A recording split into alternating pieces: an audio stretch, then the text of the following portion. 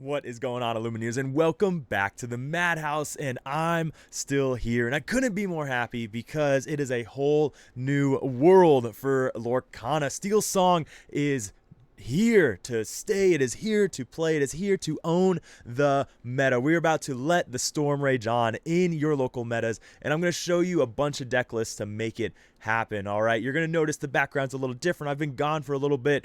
I'm on a slight move, okay, so just making things happen, but videos are coming back. I've got everything I need, and videos are coming back, and we're starting with the banger of talking about, I think it's 10 deck lists that I've been testing, that I've had some friends testing, and I'm going to talk about what's been really good about them, what's been working, what's not working, and we're just going to talk and explain why you might want to try some of these lists, what metas they might be better in, and then in a couple weeks, we're going to come back before set champs. We're going to talk again about what lists have changed, what lists kind of fell off a little bit, and what list you might want to play into your local set champs.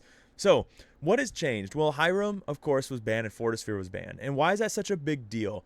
I said Red Blue's not dead because it's not. They still have the Red Blue Burn version, which Hiram was needed but not needed for it. You know, they just lost a little bit consistency. Red Blue Control, that Sizu on Ice package, lost a lot of consistency. Now what happens is they really, I don't think they can last through discard. They still really good into SteelSong, but if we don't play Whole New World, then they might just, it's not that bad of a matchup anymore.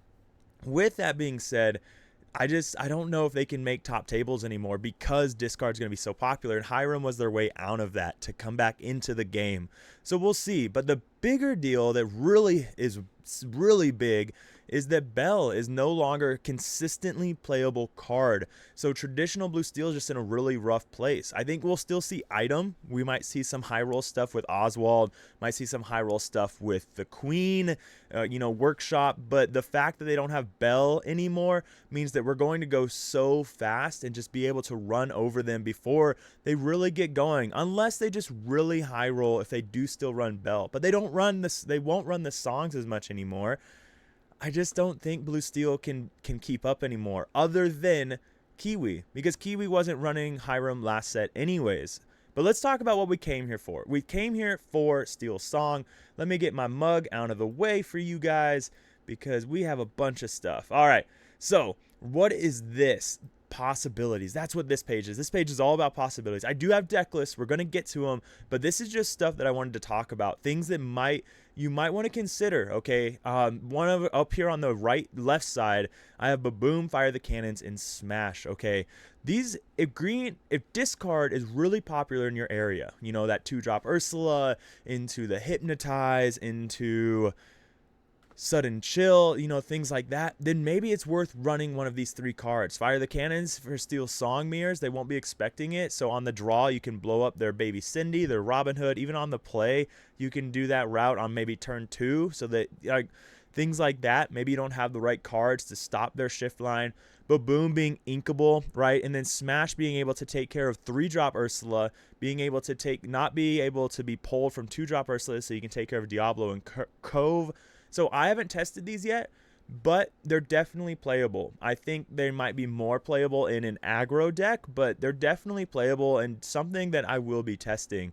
Down here we have You Have Forgotten Me. This one, shout out to Habibi for this one. He ran this in the GTA tournament over in Canada, and he got some really good hits with it. And with Hiram being gone from blue, You Have Forgotten Me gets really effective again into that. And it is inkable, but it's an action. So with it being an action, you can hold on to this into green steel, into green purple, and maybe they won't be expecting it, on game 1, and then game 2, possibly game 3, they have to play around it constantly. So I wasn't a big fan of it at the time. I still don't know if I'm a big fan of it, but I can't deny that if there was a time for it to be really good, it might be right now. So something to look at.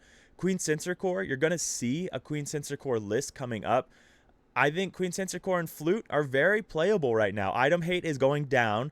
We of course still see Pete, but if it's one turn, right? Maybe Purple Steel plays Pete over and over again, But if we see red purple come back really hard, then maybe flute can come back into the meta because that just dominates against red purple. So I think flute and Queen Sensor Core very playable right now. And you're, like I said, you'll see a Queen Sensor Core list coming up, and then we'll talk a little bit about flute. And then finally, I think Just in Time. I think Just in Time might have a really good opportunity.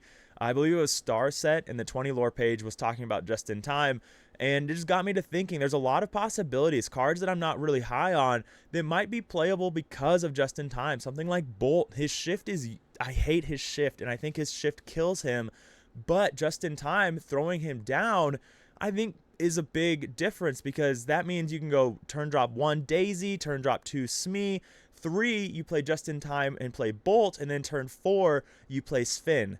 So there's a whole bunch of opportunities here that I think might be worth checking out with Bolt and Just in Time. Moana could do some things with Just in Time and Queen Sensor Core, like just a lot of things. I don't know if Gantu is worth it for Just in Time, not where Steel is so prevalent, but still, questing for 4, I think it could be really good. Piglet, against Green Steel, you're trying to empty your hand anyway. So now you can punish them for emptying your hand. You get a Piglet that has resist +1. It's hard for them to banish, and then it can attack ready characters when your hand is empty. So now their Muses isn't safe. Like, sure, Muses is a 2/4, Piglet only being a 3, but you get the idea. Now Piglet can attack those characters. And you can just do, nasty things. Turn 3 wheel with Prince Naveen, that playing Just in Time to play Prince Naveen, to play Whole New World, to get yourself out of a really bricked hand. Like, there's opportunities. And I think Just in Time may be the way to play Bolt. I don't have a Bolt list, but I'm definitely going to build one after this video now that I've talked through it. But let's talk about deck lists. All right, that's what we came here for. That's what we're here for. The first up on our list is, of course, traditional SteelSong, because it's my pride and joy. It's my baby. It's what got me into it. And gosh, it is. We've been rewarded for being what Disney is, singing songs. And now here we are. And with this list, it looks really familiar, right? This is pretty much what I ran at the start of set 6, I believe. And because it just does what it does really well, okay? We're still running 2 Daisies, and I don't think you have to, but I just like the ability to go Whole New World and just being able to spam the board, and Daisies helps do that. It's also just a good turn 1 play on the draw, letting you trade into things. Smee, Daisy on 1, Smee on 2 lets you trade into, different things. Like, so it's a Rapunzel target for Daisy Duck. Like, I don't know. I like it. I'm not, there might be other things we can try, like take out 2 Daisies to go 2 Aerial Sonic Warriors. But yeah, I like it. We're running 4 Troubadours and 2 Naveens. The 2 Naveens because it's just really good into the SteelSong mirror. Naveen being one of those ways to claw yourself back. And that does strike up a good conversation of cutting the 2 Daisies for 2 Ursulas. That way you get 6 4 Singer 4s. And those Singer 4s being really, really good into Green Steel and the SteelSong mirror. If you've been playing long enough, SteelSong mirrors were won and lost based off of who won the dice roll until Ursula came around. And Ursula helped you claw yourself back on the draw. So maybe the answer is cut 2 Daisy, go 4 Troubadour, 2 Ursula. And I strongly urge you to go, if you do, 4 Troubadour. Okay, Troubadour is so good right now because he doesn't get banished by Ursula 3 singing Let the Storm Rage On twice. That won't banish Troubadour, so that is really, really effective right now. The Cinderellas could be pretty much any 5-drop, right? It could be Aerial Sonic Warrior, could be a good shift one here, especially if you're in a really heavy SteelSong meta. If you're in a really heavy Green Steel meta or Green Purple meta, I recommend Cinderella because it can attack those warded characters. But Sonic Warrior being really, really strong into a heavy Purple meta, really strong into a SteelSong meta, and just it dodges World's Greatest Criminal Mind, which is great. But Cinderella, I really like her into red-blue. I really like her into red-purple. I really like her. Well, I think she's good into pretty much everything, whereas Aerial Sonic Warrior does shine more into certain matchups.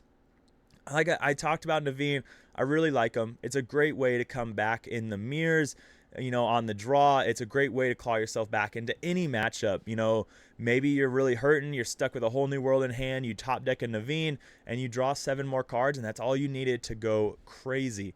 So, normal, traditional SteelSong list, 2 World's Greatest Criminal Minds for the Shift Pete, for the Shift Cinderella. Those are really the only big ones to be worried about. Bianca, if people still running it, which I think you're perfectly fine if you want to. You could cut the 2 Cinderellas for Biancas. But yeah, this is where I'm at with traditional. The big changes that I would recommend trying, though, would be 2 Ursulas for the 2 Daisies. I think that actually might be the way to go. I think that's just the way to go. So give that a try. But let's move on to our next list, and we have our Lantern starting point. I have 2 Lantern lists, and I'll say right off the back, it's going to look really familiar because it's very similar to DeCandio's list. Like, DeCandio was a Lantern master, okay? He loved the card, and I think it's a great card. The ability to just cheat out these really chunky characters is awesome, okay? Because you can drop, you could go something like Cindy on 1, Lantern on 2, Pete on 3, and then Beast on 4. That's something like you're really trying to just cheat out these big characters over here. Or what you can do is you can cheat out all these little characters so Green Steel can't discard your hand anyways. We want a lot of 2-drop characters because we can really, if we go Lantern on 2, we can drop 2 2-drops on turn 3, okay, and that's really good. If we go Lantern on 3, we can go 2-drop, 1-drop, which is, Lantern on 3, so we could still, Lantern on 2 lets you play 2 2-drops. Lantern on 2 lets you play a 1-drop on 2. You get the idea. The thing I like about Lantern is it changes lines, okay? Traditional SteelSong can be pretty predictable in what's going to happen, but Lantern changes every single line. You do not know what's possibly going to happen now. Are they, you just really don't. You can't predict what they're going to do because of what that Lantern enables. Now, with that being said, you don't hard alter for Lantern. There's too many uninkables in the deck, and you just don't do it. What's more important is getting a playable line. And if you get a Lantern early, perfect. That is awesome. But sometimes you don't even play Lantern until turn 3, turn 4. You don't just see Lantern and automatically play it on turn 2. So it creates a lot of lines, which makes the deck harder to navigate and harder to effectively use. So make sure you definitely get your testing in. For this list, though, I am on 4 Troubadours. I like 4 Troubadours when I don't see Lantern. It lets me control the board. I am only on 3 Zeus, but I still really like those 4 Troubadours. I'm a huge fan of that. In this one, you could possibly go Ursulas just to give yourself more Rapunzel value, but again, I know my local meta will be a lot of 3-cost Ursula because they just really like Green Steel. And of course, you can do the Lantern Naveen wheel combo. Beast is just killing it. And Beast is amazing because it forces your opponent to do weird things. It makes them question their plans, especially into SteelSong mirrors. You'll see that what they do is because they're so worried about Beast drawing cards, they'll throw songs at it instead of throwing songs at your other characters that are going to quest. A lot of time you don't quest with Beast, but so instead though, they throw their songs at Beast, and then now you can start questing with your other characters because they don't banish them, and that is massive. Now, with this list, things that I want to try is cutting the 2 Cinderellas for other cards. So we could do something like the Moana Princess, the 1/6/3 that readies she quests for 3, and when she quests, she readies your princesses. So that can be really effective. That lets you quest and sing songs or protects your princesses. Might not be too effective. We don't have a lot of princesses in this list, but that could be something. Bagheera could be something. Chinpo. There's just a lot of options, but Cinderella is really effective because you can play her on turn 4. Okay, so now your opponent has to respect a turn 4 Beast, a turn 3 Robin Hood, a turn 4 Cinderella. Lantern just enables so many opportunities. There's only 3 because you don't want to see a whole lot. You don't want to get bricked on them, that kind of idea. So let's look at my next Lantern list, and this is more of just a kind of a fun thing. I don't think I could recommend you playing this list, but unless you're into a really heavy SteelSong meta. If you're into a really heavy SteelSong meta, this might be pretty good actually. But the whole idea is just action shutdown. It's kind of like Purple Steel doing their repeat stuff where they play Pete, they bounce Pete, they play Pete over and over and over again. So what you're trying to do here, all I've done is cut two Cinderellas for 2 Gantus, because now on turn 3 you can go Gantu, on the draw. That's pretty good. And then maybe you drop a Pete next turn and then another Gantu. And meanwhile, if you play Gantu on 3, that means you can sing Zeus on turn 4 as well. So that makes an argument to only run 3 Troubadours, because now if you see Lantern, you have all these other possibilities. So it's just fun. And if Blue Steel does actually still see play, it's going to really hurt Blue Steel playing, because I think one of the only ways they will see play as far as like item, or it will be item or Kiwi. So if you run into an item one and you drop Gantu on 3, that's pretty much they lost at that point. So I think it's just fun. I don't know if it's good. I haven't done enough testing with it yet, but Gantu just feels really bad into a lot of matchups, and that's what makes me worry that he's just not good enough. But something to try if you're looking at doing some testing on some weird stuff. Next up, though, we do have 2 aggro song lists. The first one being Diggy Diggy Hole, and this one, it's very reminiscent of Kurt Spice's list at Continentals. Okay, we are on 2 and 4 for our locations at 2 Rapunzel's Towers and the 4 Seven Dwarfs Mine. But the couple changes were on Kita's over Chin Po's.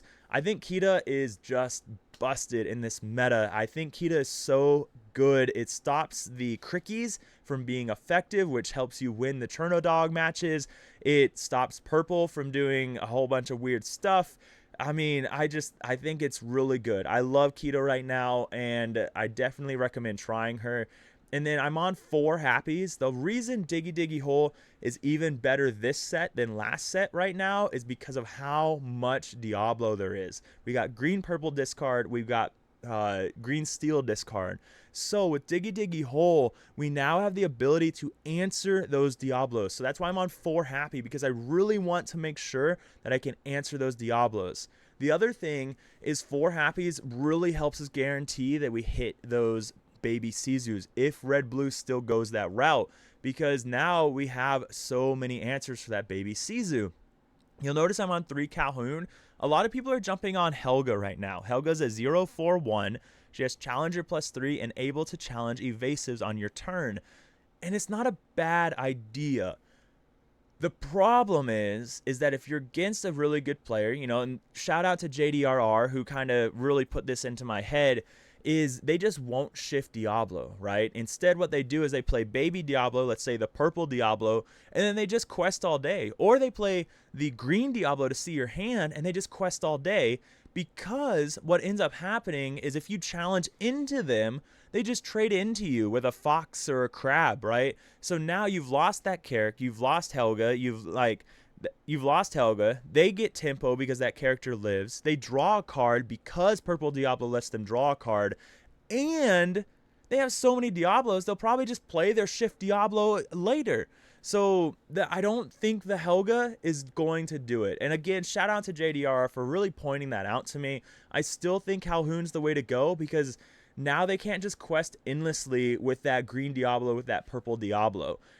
That's just it. I think the better players will recognize that, like JDR for recognizing that and pointing it out.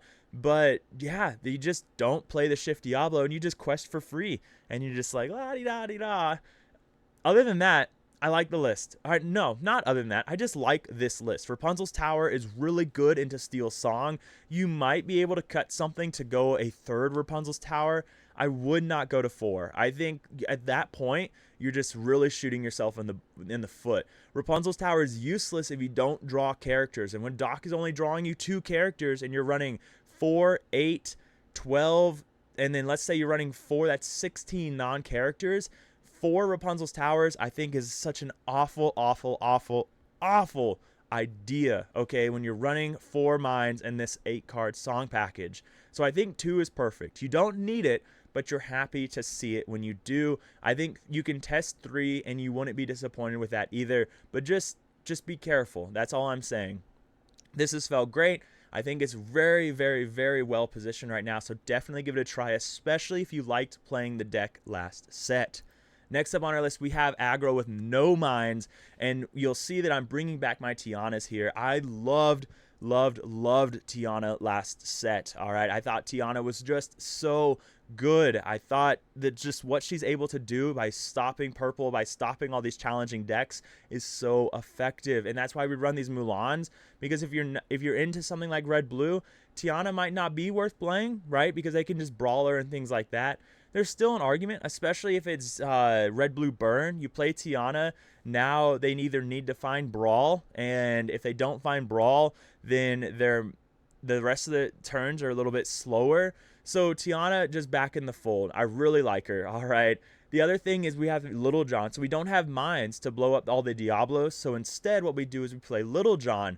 Little John can take out that Diablo, right? The evasive Diablo, as long as it's not on a cove. And that's our way of replacing mines, essentially. So with this list, we've opted to take out the mines to throw in the Mulan, the Tiana, and the Little John. And why we throw in Mulan is because Mulan helps us if we do get too many uninkables. When we have Mulan, we can alter for a perfect hand if we really want to, all right? If we draw a double dock, Mulan digs us out of that by discarding one dock to draw another card. We are on 3 Rapunzel's towers because we are only on 4, 8, 9, 10, 11 non-characters, and I think that's really positive as well. So yeah, I think this list is really good as well. Tiana into a bodyguard character is just so busted beyond recognition. Like, it's so good, and definitely give this one a try. If you really like aggro, try both of these lists and see how you like them, see how they perform, and I think you're going to be pleasantly surprised. If I was to make any changes, it might be to do something like drop one of these to go to a 4th Little John, just to enable answering Diablos, but at the same time, I don't like 1 questers in an aggro deck, so I think I would stick to 3. Honestly, no. What I would do is, if I was to make any changes, I would cut the 3 Little Johns and add in 3 Donald Ducks, the one that gives +1 lore, just letting you quest even faster. Because if you go Daisy into Piglet into a Donald Duck +1 lore, then you on turn 3 you're questing for 1, 2, 3, 4, 5. You're questing for 6 already off after already questing once with Daisy. So you're at 8 going into turn 4. Excuse me. Pretty effective, pretty strong. So I think if I was to change anything, it would be to go to 3 Donald Ducks over the 3 Little Johns and just say, I don't care if you draw 100 cards with Diablo if I'm just going to win, okay? I just don't care. So that is my aggro list. Let's jump on to the next one. We have SteelSong No Shift, okay? So in this No Shift version, of course, shout out to Wochuk, who really kind of put this into motion way back in set 4 when he was running harps. And I'm also a shout out to Chris Iola, who really showcased Perdita. And I think Perdita can come back in a really strong way right now when Brawl isn't running, or Brawl isn't super popular. Perdita gets really good. When Big Sisu and Baby Sisu aren't super popular, Perdita gets really good. She's hard to banish. So what happens is you start playing all these characters, you know, going wide, doing all these things. You play Whole New World, you go into a Perdita, and then now you could just constantly bring back Perdita's questing for 2. You bring back a 2 cost from your discard, and you just keep questing for a whole bunch. One of the things you could do is you could use something like Lilos in here. Maybe you could replace something for Lilos. I don't know what you'd replace, but you could. We're on the 2 Gastons because we've thrown in the 1 Naveen here. So something you could do is you could just cut the Naveen for Gaston. I think you'd be okay to do that. I think that would be no problem at all. Especially if you really like that ability to go Gaston into Ariel into Whole New World, and that would be okay. We're on 2 Cinderellas. Again, those Cinderellas could be Sonic Warriors. I think Cinderella is just a meta call thing when you're looking at that card. What do I need for my local meta? The last thing you could do is just go to 4 Gastons. Cut the 1 Naveen, cut maybe the Nala, I don't know, cut something else to go to 4 Gaston so you can really guarantee that Singer 5 for Whole New World. But yeah, just options. I think this is where I would start with No Shift though. And I think you'd be pretty happy to see how it does. But yeah, moving on, we have Stitch Pride Lands. And if you guys know me, I love Stitch Pride Lands, and someone else who really loves Stitch Pride Lands was Decandio. So this list is almost identical to Decandio's list, all right? Now, the only difference is I have two princes here. If you want to see a very different Stitch Pride Lands list, go find the Fluffinator, or no, the Goodest Boy, right? The Goodest Boy on 20 lore, and he has like an OTK version that runs Minnie Mouses and 99 puppies. But I really like this song package. I just think it's so good again. I think it's so effective, especially into all these weak characters that are running around. And the idea is you get down the Simba, you go Pride Lands, and then you put the Simba in the Pride Lands, you get this Stitch combo going, and then you just go super wide, all right? This was really good into the red-blue burn deck because you just went so wide before they could do anything. I believe Decandio said he beat DKP with this like 6 times when they were just kind of messing around before the Sunday Revival event at Continentals. So I think it's just really good. I really like Prince because it enables the Pride Lands combo even more. So we have 8, 9, 10 enablers, and he turns into a 0-7 when he's on Pride Lands. I know Decandio was on the Simbas, all right, the Shift Simba, but I don't know. I just really like getting that combo going, and Shift Simba just feels like a dead card a lot of the time to me. So I wasn't really big on that one, but this is where I would start. I think it's very playable again if you really like Stitch Rockstar. This is, if you wanted to play it and be competitive, I think this is a good list to go with, to do really well with. Do not replace Simba with Mulan, okay? Simba is in here for the Pride Lands combo, all right?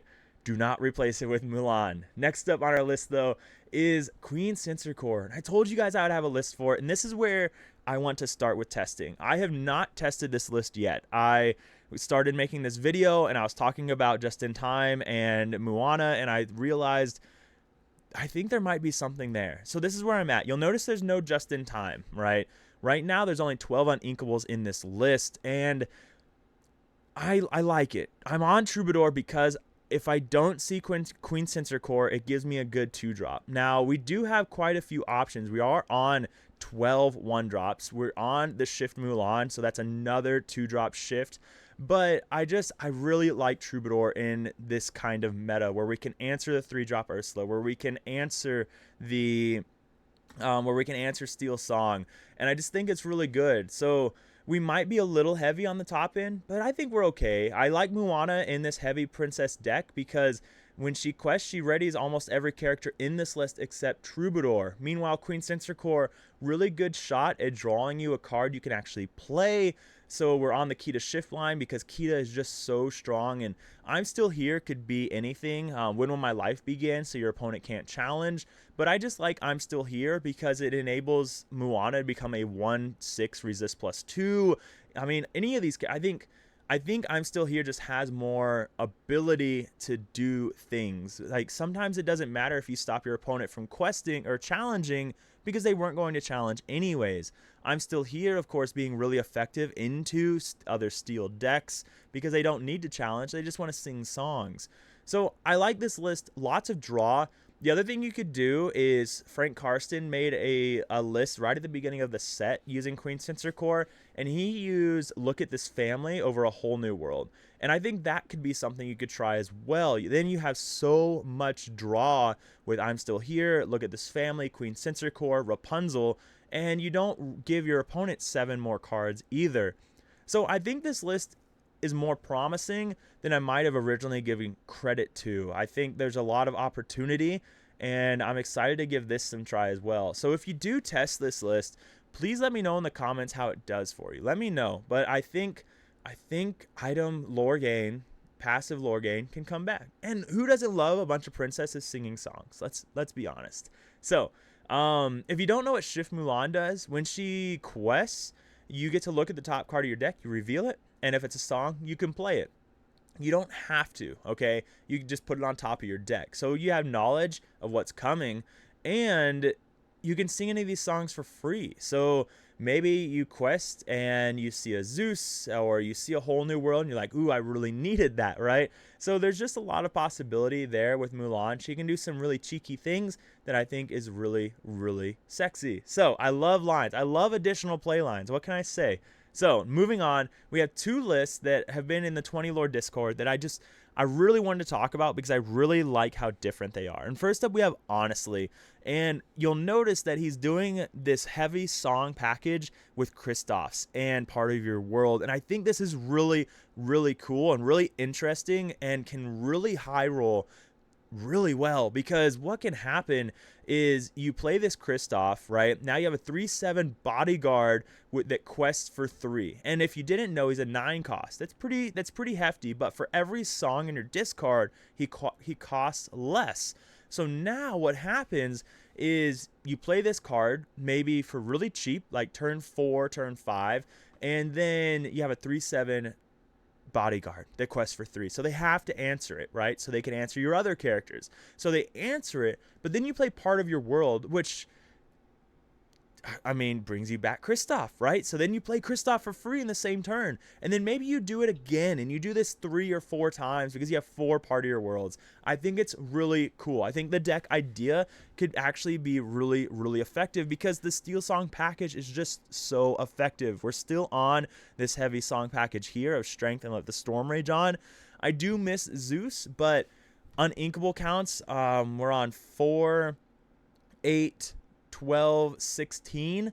So you'd have to, even running 2 would take you to 18. So that might be a little much. So I do miss Zeus, but I think you have to give it up, right? But looking at the list, I think being baited a little bit with World's Greatest Criminal Mind. I think the idea of World's Greatest and Queen just happens a little bit less than people want to admit. And I like the possibility of it, but it's just difficult to make that actually happen and happen effectively. So I think you could drop maybe 2 World's Greatest Criminal Minds to go 2 more When Will My Life Begin, or 2 I'm Still Here's, and then still just keep 2 because it's really effective right now in the meta with things like Bianca that we see here, the Cinderella, the Shift Pete, things like that. But I really like the list. I think it is really cool. I still like Queen. I think Queen can do a lot of cool things, especially with Troubadour. If Troubadour's not singing songs, he's then turning into a really, a 4/3 with resist +1, right? Or no, a 5/3 with resist +1 if you used Queen's ability. So I think the deck is just really cool. I really like the opportunities with it and the high roll potential.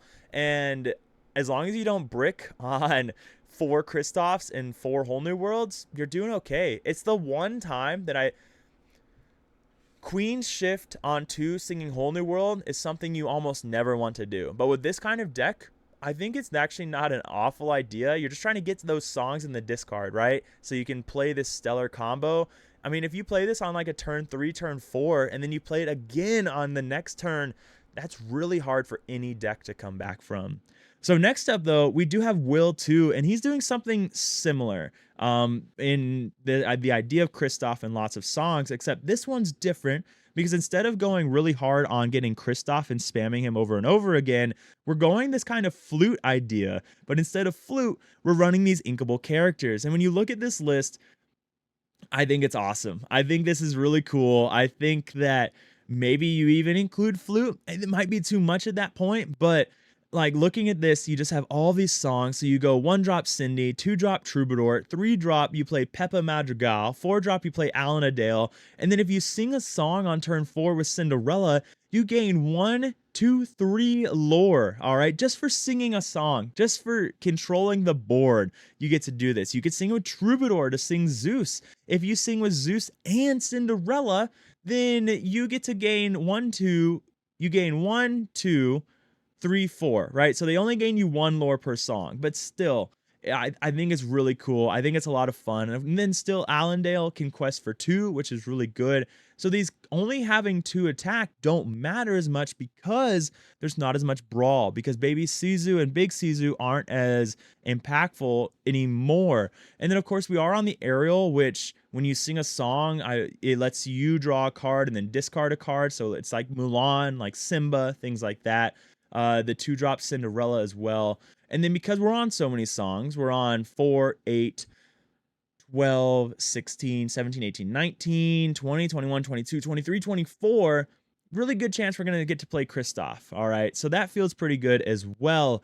So I like the list. I think it's pretty cool. I don't know what I would change with the list. I am curious if you just get stuck on too many songs, but I don't know if that could happen when you're running 8 four-cost singers. So I think that's okay. And then of course having these 6 right here, When Will My Life Begin, and 3, I'm Still Here. I mean, that just keeping your singers alive even more. So I'm interested to hear how this deck develops and how you do. I look forward to testing this and Honestly's deck because they're just fun and they're different, and I love that.